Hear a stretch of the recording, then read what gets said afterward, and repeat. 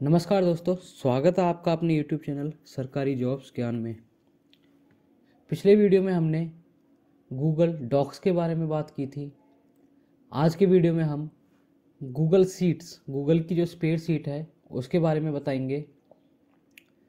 जैसा कि आपको पता होगा, आज के टाइम में जो भी सबसे ज़्यादा काम होता है वो स्प्रेडशीट्स में होता है। चाहे वो माइक्रोसॉफ्ट की एक्सेल हो, गूगल की स्प्रेडशीट हो या कोई अन्य प्रकार की स्प्रेडशीट हो, उनमें काम होता है। क्योंकि स्प्रेडशीट में काफ़ी सारा डाटा हम आसानी से मैनेज कर सकते हैं फॉर्मूलाज की मदद से।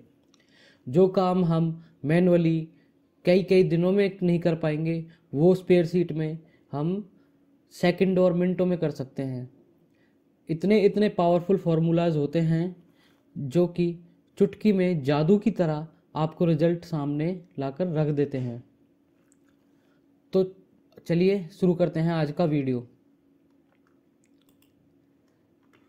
स्प्रेडशीट खोलने के लिए आप कई तरीके से स्प्रेडशीट खोल सकते हैं।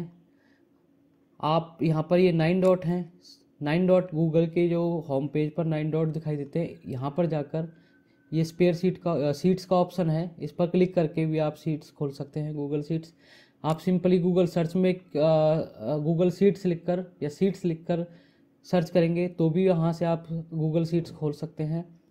और गूगल ड्राइव से भी आप डायरेक्टली स्प्रेडशीट खोल सकते हैं। तो आप जैसे ही स्प्रेडशीट पर क्लिक करेंगे या स्प्रेडशीट खोलेंगे किसी भी तरीके से, तो आप गूगल शीट्स के होम पेज पर आ जाएंगे, जो कि कुछ इस तरीके से दिखाई देता है। यहाँ पर भी आपको गूगल फॉर्म, गूगल डॉक्स की तरह ही काफ़ी सारे टेम्पलेट मिल जाते हैं स्प्रेडशीट के। यहाँ पर आपको देखने को मिल जाते हैं एनुअल बजट, मंथली बजट के टेम्पलेट्स। उसके बाद यहाँ पर आपको काफ़ी सारे कैलेंडर के टेम्पलेट भी देखने को मिल जाते हैं। यहाँ पर आपको प्लानिंग टेम्पलेट भी मिल जाते हैं काफ़ी सारे, जैसे ट्रैवल प्लानर हो गया, वेडिंग प्लानर हो गया, और भी काफ़ी सारे टेम्पलेट मिल जाते हैं। जैसे इनवॉइस टेम्पलेट मिल जाता है। यहाँ पर आपको किसी भी तरीके की इनवॉइस आप आसानी से इनमें चेंजेस करके कर सकते हैं। तो इन टेम्पलेट्स को आप अपने अकॉर्डिंग यूज़ कर सकते हैं, अपने अकॉर्डिंग मॉडिफाई कर सकते हैं, जो कि बिल्कुल फ्री है। इसका कोई चार्ज नहीं लेता गूगल। और अगर आप बिल्कुल ब्लैंक फॉर्मेट से शुरू करना चाहते हैं तो यहाँ पर ब्लैंक का ऑप्शन दिया हुआ है, यहाँ से आप शुरू कर सकते हैं। तो चलिए हम सबसे पहले ब्लैंक फॉर्मेट से शुरू करेंगे। तो जैसे ही आप ब्लैंक पर क्लिक करेंगे, आपको स्प्रेडशीट का इंटरफेस खुलकर आपके सामने आ जाएगा, जो कि बिल्कुल माइक्रोसॉफ्ट एक्सेल की तरह ही है देखने में। लेकिन काफ़ी सारे काम ऐसे हैं जो आप माइक्रोसॉफ्ट एक्सेल में नहीं कर सकते, गूगल स्प्रेडशीट में वो काम आसानी से कर सकते हैं। सबसे पहले आपको पता होगा कि ये यहाँ पर जो हॉरिजेंटली होती है वो होती है रो, और जो वर्टिकली होता है वो होता है कॉलम, और एक सिंगल बॉक्स को हम सेल बोलते हैं। तो जो भी स्प्रेडशीट होती है वो रो, कॉलम और सेल पर ही काम करती है। उसके जितने भी फॉर्मूलाज होते हैं, जितना भी डाटा मैनेजमेंट होता है, वो सारा रो, कॉलम और सेल पर काम करता है। तो आज हम आपको गूगल शीट्स में कुछ ऐसे तरीके बताएंगे जो कि बहुत ही मज़ेदार और उनके रिजल्ट बहुत ही आश्चर्यजनक होने वाले हैं। तो आज की वीडियो में हम आपको गूगल शीट्स की काफ़ी सारे ट्रिक्स बताएंगे और काफ़ी सारे फॉर्मूलेज बताएंगे जो आपको बहुत ज़्यादा उपयोगी होंगे। हमने पिछले वीडियो में आपको बताया था कि आप गूगल के किसी भी डॉक्यूमेंट को यहाँ से शेयर करके उसका मल्टीपल लोगों के साथ यूज़ कर सकते हैं। एक साथ उस पर काफ़ी सारे लोग काम कर सकते हैं, जो कि गूगल शीट्स में बहुत ही आसानी से हो जाता है। यहाँ पर आप शेयर पर क्लिक करेंगे और आप जिसके भी साथ से शेयर करना चाहते हैं उसके साथ आप यहाँ पर उसकी मेल आईडी डाल दीजिए, और यहाँ से आप उसके साथ आसानी से शेयर कर सकते हैं। ये सब चीज़ें हमने पिछले वीडियो में आपको बता दी हैं, जिनका उपयोग आप आसानी से कर सकते हैं। तो चलिए शुरू करते हैं पहली ट्रिक के बारे में।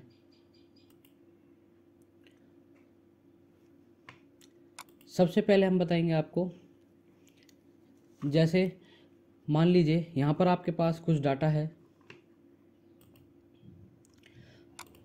इस डाटा को आप हिंदी में कन्वर्ट करना चाहते हैं। मान लीजिए आपके पास काफ़ी सारा जो डाटा है वो इंग्लिश में है और उसको आप हिंदी में कन्वर्ट करना चाहते हैं, तो आप गूगल शीट्स की मदद से इसको आसानी से हिंदी में कन्वर्ट कर सकते हैं। इसके लिए आपको एक फॉर्मूला लगाना होगा, is equal to Google Translate. जैसे ही आप गूगल लिखेंगे तो यहाँ पर आपको नीचे गूगल ट्रांसलेट का ऑप्शन मिल जाएगा। यहाँ पर आप क्लिक करेंगे तो यहाँ पर गूगल ट्रांसलेट के बाद एक ब्रैकेट शुरू हो गया। उसके बाद आप किस उसको कॉलम को ट्रांसलेट करना चाहते हैं तो उस कॉलम को हम सेलेक्ट कर लेते हैं। उसके बाद कॉमा दबाते हैं। फिर उसके बाद पूछेगा सोर्स लैंग्वेज, जो आपका जो डाटा है वो किस लैंग्वेज में है। तो डबल कोट्स में हमारा डाटा इंग्लिश में है तो इंग्लिश का कोड लिखेंगे EN और डबल कोट को बंद कर देंगे। उसके बाद फिर से हम कॉमा दबाएंगे। तो टारगेट लैंग्वेज, हम किस लैंग्वेज में उसको कन्वर्ट करना चाहते हैं, तो हम हिंदी में कन्वर्ट करना चाहते हैं फ़िलहाल, तो डबल कोट्स में HI और ये डबल कोट्स बंद कर देंगे और उसके बाद हम ब्रैकेट भी बंद कर देंगे और एंटर दबा देंगे। लोडिंग करेगा और उसके बाद ये आपको कन्वर्ट होकर आपके सामने हिंदी में आ गया। इसी तरीके से आप इस फॉर्मूले को पूरे के पूरी शीट पर फैला सकते हैं और ये देखिए सारा का सारा डाटा आपका कन्वर्ट होकर यहाँ पर सामने आ गया। जो ये आपको कोड दिखाई दे रहे हैं ये आपको गूगल पर सर्च करके Google translate language code search करेंगे तो आपको वहाँ पर आसानी से मिल जाएंगे सभी लैंग्वेज के। आप किसी भी लैंग्वेज से किसी भी लैंग्वेज में कन्वर्ट कर सकते हैं। ऐसा नहीं है कि आप इंग्लिश से हिंदी में ही कन्वर्ट कर सकते हैं, आप किसी भी लैंग्वेज से किसी भी लैंग्वेज में कन्वर्ट कर सकते हैं। चलिए चलते हैं अगली ट्रिक पर। मान लीजिए आपको कोई फ़ोटो गूगल शीट्स में या फिर एक्सेल में आपको कोई फ़ोटो इंसर्ट करना होता था, तो आप क्या करते थे कि कोई भी फ़ोटो कहीं से उठाते थे, कॉपी करके पेस्ट करते थे और आप सिंपली यहाँ पर कहीं पर भी पेस्ट कर देते थे। तो वो क्या था कि जैसे ही हमारी सीट में इसमें सेल्स में कोई चेंजेस होता था तो वो फ़ोटो उधर उधर हो जाता था या फिर मतलब कि वो प्रॉपर फिक्स नहीं होता था। लेकिन गूगल शीट्स में क्या है कि गूगल शीट में हम सेल के अंदर फ़ोटो इंसर्ट कर सकते हैं। जो ये सेल्स हैं इनके अंदर फ़ोटो इंसर्ट करते हैं। चलो बताते हैं कैसे। आप इंसर्ट पर क्लिक करेंगे। इंसर्ट पर क्लिक करने के बाद आप यहाँ पर इमेज इंसर्ट में जाएंगे। इमेज इंसर्ट में आप इंसर्ट इमेज इन सेल ये ऑप्शन दे रखा है, ये न्यू ऑप्शन है, तो इस पर क्लिक करेंगे और इस पर क्लिक करने के बाद यहाँ से ब्राउज करके आप मान लीजिए हम अपना लोगो ही उठा लेते हैं।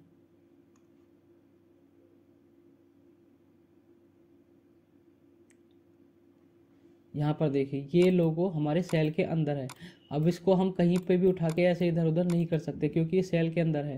अगर हमें सेल के अंदर इसको एडजस्ट करना है तो यहाँ पर इसको सेंटर में भी कर सकते हैं, इसको राइट में भी कर सकते हैं और इसको लेफ़्ट में भी कर सकते हैं। अगर हम सेल के साइज़ को बढ़ाते घटाते हैं तो उसके अकॉर्डिंग ये फ़ोटो एडजस्ट हो जाता है। अगर हम छोटा कर देंगे तो छोटा हो जाएगा और बड़ा कर देंगे तो बड़ा हो जाएगा। अगर फिर भी किसी कारण से आपको फ़ोटो सेल के ऊपर इंसर्ट करना है तो आप यहाँ से जाएंगे इंसर्ट के ऑप्शन में और यहाँ इमेज पर इंसर्ट इमेज ओवर सेल्स इस पर क्लिक करेंगे। फ़ोटो इंसर्ट करेंगे कोई भी, यही कर लेते हैं।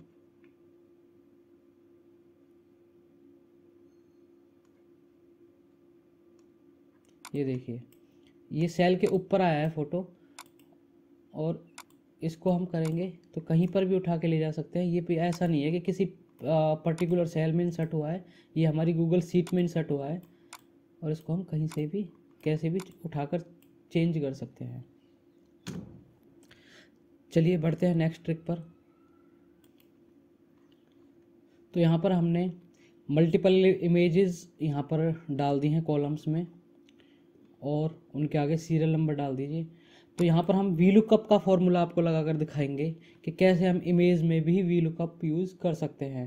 वीलुकअप की मदद से इमेज को भी हम फाइंड कर सकते हैं। अगर आपको वीलुकअप के बारे में नहीं पता तो वीलुकअप के बारे में बता देता हूँ कि वीलुकअप फॉर्मूला की मदद से हम काफ़ी सारे डाटा में से आसानी से किसी भी एक पर्टिकुलर सेल की मदद से हम डाटा निकाल सकते हैं। तो चलिए यहाँ पर आप मैं दिखाऊंगा तो आपको समझ में आ जाएगा। तो सबसे पहले हम यहाँ पर इक्वल टू का फॉर्मूला लगाएंगे, उसके बाद लिखेंगे वीलुकअप पर क्लिक करेंगे। वीलुकअप क्लिक करते ही यहाँ पर फॉर्मूला हमारा शुरू हो जाता है। तो यहाँ पर सबसे पहले पूछ रहा है सर्च की, कौन सी की का सर्च का, कौन से कॉलम की का सर्च करेंगे। तो हम यहाँ पर सिंपली इस कॉलम को सेलेक्ट कर देंगे। इस कॉलम में जो भी हम वैल्यू डालेंगे उसके बारे में हम सर्च करेंगे। उसके बाद कॉमा दबाएंगे। उसके बाद पूछेगा रेंज, यानी कि जैसे एक्सेल में होता है टेबल इंडेक्स, ऐसे यहाँ पर रेंज पूछ रहा है। तो हमें यहाँ से ये अपनी टेबल सेलेक्ट कर लेनी है। तो इस रेंज के अंदर का हम डाटा सर्च करेंगे। उसके बाद हम कॉमा लगाएंगे दोबारा से। उसके बाद हम इंडेक्स, कौन से इंडेक्स की हम यहाँ पर सर्चिंग करेंगे। तो हम जो इंडेक्स डालेंगे वो मान लीजिए हम सिंपल नाम सर्च करना चाहते हैं। तो यहाँ पर कौन से इंडेक्स पर है, 1 और 2 दूसरे इंडेक्स पर है। और उसके बाद हम ब्रैकेट बंद कर देंगे। ब्रैकेट बंद करने के बाद हम इंटर मारेंगे और यहाँ पर मान लीजिए हमें सीरियल नंबर 1, जैसे हम इस कॉलम में 1 डालेंगे तो ये नाम निकल कर सामने आ गया। अब इसी तरह से हम सेम टू सेम इमेज पर भी लगा सकते हैं। VLOOKUP is equal to VLOOKUP, ये हमारा फॉर्मूला सारा शुरू हो गया। सर्च की हम सेम वही रखेंगे, कॉमा दबाएंगे। उसके बाद हमारा रेंज सेलेक्ट करेंगे, रेंज जो हमारी टेबल है वो रेंज है, कॉमा। और हमारे इंडेक्स अब यहाँ पर हमें दूसरे इंडेक्स की, इसमें हमने दूसरे नंबर के जो है कॉलम उसकी वैल्यू ली थी, लेकिन हम आप चौथे नंबर के लेंगे। 1 2 3 और 4, चौथे नंबर के कॉलम में हमारी इमेज है तो 4 दबाएंगे यहाँ पर। और यहाँ पर हम ब्रैकेट को बंद कर देंगे, इंटर दबाएंगे। तो देखिए ये हमारी ये जो भी हमारी इमेज है वो सामने यहाँ पर आ गई। अब इसमें हम मान लीजिए तीसरे नंबर पर जो है इसकी वैल्यू देखेंगे। तो 3 जैसे ही हम दबाएंगे, 3 दबाकर एंटर करेंगे तो तीसरे नंबर पर जो नाम है वो पूरन लाल यहाँ पर आ गया और इमेज ये आ गई खुलकर सामने। तो देखिए कितनी आसानी से हम यहाँ पर इमेज और फॉन्ट की तरह ही इमेज पर भी हम वीलुकअप लगा सकते हैं, जो कि एक्सेल में करना आसान नहीं है। तो आपको समझ में आ गया होगा, वीलुकअप भी समझ में आ गया होगा, और जो हम यहाँ पर यूज़ कर रहे हैं इमेज का वीलुकअप में वो भी आपको समझ में आ गया होगा। चलिए चलते हैं अगली ट्रिक पर। यहाँ पर देखिए ये जो डाटा है यहाँ पर आपको कुछ एक्स्ट्रा स्पेसेस दिखाई दे रहे होंगे, जो कि हम सिंगल स्पेस होना चाहिए। यहाँ पर कुछ ज़्यादा स्पेस है, यहाँ पर नेम से आगे स्पेस है और यहाँ पर काफ़ी सारा ये वाइट स्पेस आपको दिखाई दे रहा होगा। अब इस वाइट स्पेस को हटाने के लिए एक्सेल में ट्रिम का फॉर्मूला यूज़ करना होता था या फिर कोई अलग मेथड यूज़ करना होता जो कि काफ़ी लेंथी होता था। लेकिन यहाँ पर गूगल शीट्स में क्या करेंगे, सिंपली हम इस डाटा को सिलेक्ट करेंगे। उसके बाद डेटा पे क्लिक करेंगे। डेटा पे क्लिक करने के बाद यहाँ पर डेटा क्लीनअप पे जाएंगे हम, और यहाँ पर ट्रिम वाइट स्पेस का ऑप्शन दिया हुआ है, यहाँ पर हम क्लिक कर देंगे। ये देखिए यहाँ पर आ गया trimmed white space from 7 selected cell. यहाँ पर हमारे जो 7 सेलेक्टेड हैं वहाँ से आसानी से इसने वाइट स्पेस निकाल दिया, बिल्कुल हमारा डाटा क्लीन करके दे दिया है, जो कि एक्सेल में काफ़ी लंबे प्रोसेस के बाद हम करते थे। यहाँ पर सिंपल एक क्लिक से डेटा में गए, डेटा में जाने के बाद डेटा क्लीनअप पे गए और यहाँ पर ट्रिम वाइट स्पेस पे हम जाकर सिंपली हमने डेटा अपना क्लीन कर दिया। जो भी हमारा डेटा में वाइट स्पेस था वो हमने यहाँ से हटा दिया। चलिए चलते हैं अगले ट्रिक की तरफ। हमें कई बार क्या होता है कि हमें काफ़ी सारे सेल्स में डेट डालनी होती है, तो हम डेट मैनुअली अगर मान ले डालिए, जैसे आज की डेट डालते हैं हम, आज है, यहाँ पर क्लिक करेंगे 3/2/2022, ये आज की डेट है। जैसे ही हम यहाँ पर डेट डालते हैं तो ये ऑटोमेटिकली इस सेल को डेट में फॉर्मेट कर देती है, और इस पर हम डबल क्लिक करके इस डेट को कैलेंडर के मदद से आसानी से चेंज कर सकते हैं। जैसे मान लीजिए तीसरे महीने 3/3 डाल दिया हमने, या फिर यहाँ से हमने ये फरवरी आज की ही डेट हमने यहाँ से सेलेक्ट कर ली। अब क्या है कि जितने भी हमारा डेट के नीचे के कॉलम है इसमें हम मैनुअली डेट ना डाल के कैलेंडर की मदद से डेट डालना चाहते हैं, तो जहाँ तक भी हम या तो इस कॉलम को पूरा नीचे तक सेलेक्ट कर लेंगे, या सिंपली हम जितना हमें, मान लीजिए ये सिर्फ ना ऊपर के कुछ कॉलमों में हमें डेट मैनुअली डालनी है, तो इसमें हम जाएंगे। उसके बाद हम डेटा पे जाएंगे। डेटा में जाने के बाद हम यहाँ पर डेटा वैलिडेशन पर क्लिक करेंगे। डेटा वैलिडेशन पर क्लिक करने के बाद हमारे यहाँ पे क्राइटेरिया का ऑप्शन दिया हुआ है। ये जो हमारे सेलेक्टेड सेल है यहाँ पर दिखा दिया इसने, और यहाँ पर क्राइटेरिया में हम यहाँ पर सिंपली इसको डेट में चेंज कर देंगे और इसको सेव कर देंगे। सेव करने के बाद जो भी हमारे सिलेक्टेड सेल हैं वो डेट में कन्वर्ट हो गए हैं। जैसे ही हम इन पर डबल क्लिक करेंगे तो एक कैलेंडर खुलकर हमारे सामने आ जाएगा, और उस कैलेंडर में हम सिंपली कोई भी हम डेट यहाँ से सिलेक्ट कर सकते हैं। ये देखिए, बहुत ही आसानी से हमारा यहाँ पर हम डेट डाल पा रहे हैं। अब इस डेट को हम फॉर्मेट को चेंज करने के लिए, जैसे हमारा ये ईयर, मंथ और डे के अकॉर्डिंग आ रहा है, इसको हम आसानी से यहाँ पर डेटा वैलिडेशन में जाकर इसको हम चेंज कर सकते हैं, इस फॉर्मेट को यहाँ से। चलिए चलते हैं अगले ट्रिक की तरफ। यहाँ पर हमारे पास कुछ नाम है।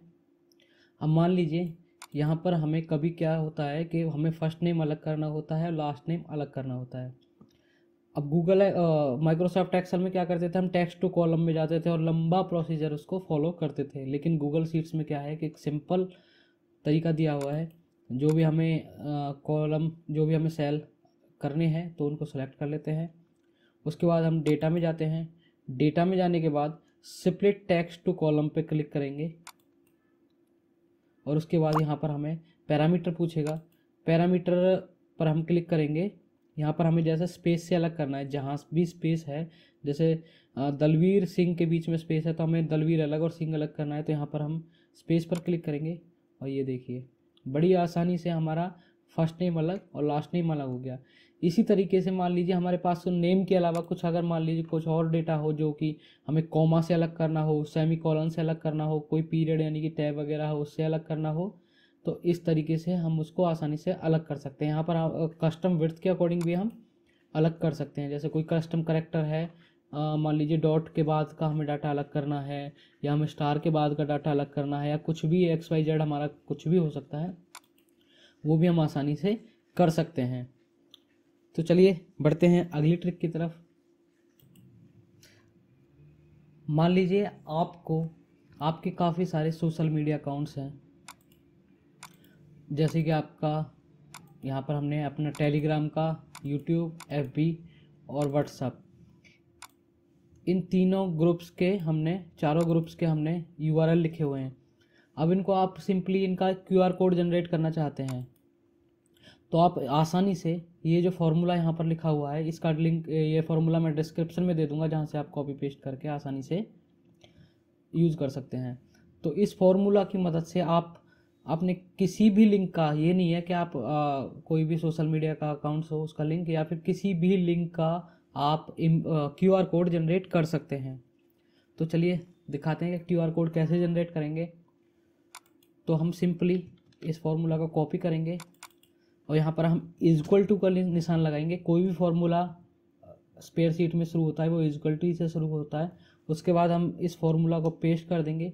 पेस्ट करने के बाद ये यहाँ पर ये डबल ब्रैकेट है, इसमें हमें अपना जो जहाँ जो भी हमें लिंक हमें कन्वर्ट करना है QR कोड में, उस लिंक का पाथ दे देंगे। मतलब कि वो कौन से सेल है, उस सेल को हम सेलेक्ट कर देंगे। जैसे हमारा B4 सेल को हम कन्वर्ट करना चाहते हैं, तो इसको हम B4 पर लगाकर और इंटर मार देंगे। ये देखिए, हमारे ये टेलीग्राम चैनल का जो है QR कोड यहाँ पर आपका बनकर सामने आ गया। तो आपको किसी भी तरीके की सरकारी नौकरी या सरकारी योजना, किसी भी तरीके की कोई जानकारी चाहिए, तो आप हमारे टेलीग्राम चैनल से जुड़ सकते हैं। उसके बाद हमारा ये यूट्यूब चैनल का लिंक है, तो इसको सिंपली हम यहाँ से ड्रैग कर देंगे नीचे, और इन सभी के QR कोड यहाँ पर बनकर आपको सामने आ जाएंगे। जितना लंबा URL होगा उतना ही कॉम्प्लिकेटेड यहाँ पर देखिए QR कोड होगा। यहाँ पर इजीली हमने QR कोड जनरेट कर लिए अपने लिंक्स के। जैसे ही कोई बंदा इन QR कोड को स्कैन करेगा तो आपके लिंक पर वो पहुँच जाएगा। तो देखिए, है ना ये बहुत कमाल की ट्रिक। तो उम्मीद है इस ट्रिक को तो आप ज़रूर ही यूज़ करेंगे। चलिए चलते हैं हम अपने अगली ट्रिक पर।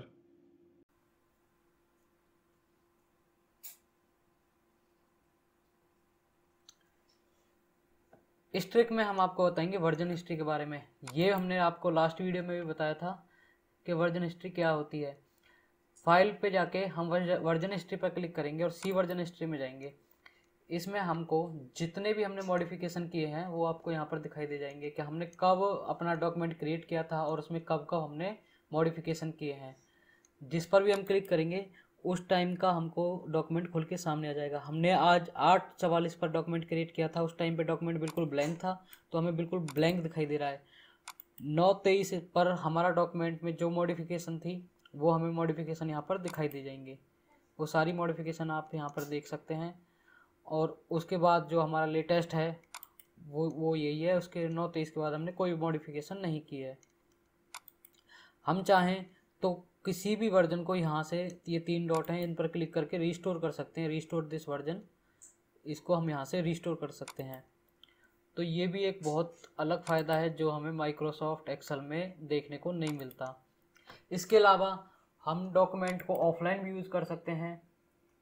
यहाँ पर मेक अवेलेबल ऑफलाइन पर क्लिक करके हम अपने कंप्यूटर फ़ोन का डाटा बंद करके भी इसको यूज़ कर सकते हैं। इसके बाद आता है हमारा डाउनलोड का ऑप्शन। डाउनलोड में हम इस डॉक्यूमेंट को माइक्रोसॉफ्ट एक्सेल के फॉर्मेट में, पीडीएफ के फॉर्मेट में या किसी और फॉर्मेट में भी डाउनलोड कर सकते हैं। तो उम्मीद है आपको हमारा ये वीडियो पसंद आया होगा। अगर आपको हमारा वीडियो पसंद आया है तो वीडियो को लाइक कर दीजिए, हमारे चैनल को सब्सक्राइब कर दीजिए। इस प्लेलिस्ट में हम और भी काफ़ी अमेजिंग वीडियो लाने वाले हैं और गूगल शीट्स के काफ़ी सारे ट्रिक्स भी हम इस लिस्ट में ऐड करेंगे। तो हमारे चैनल से बने रहिए। धन्यवाद।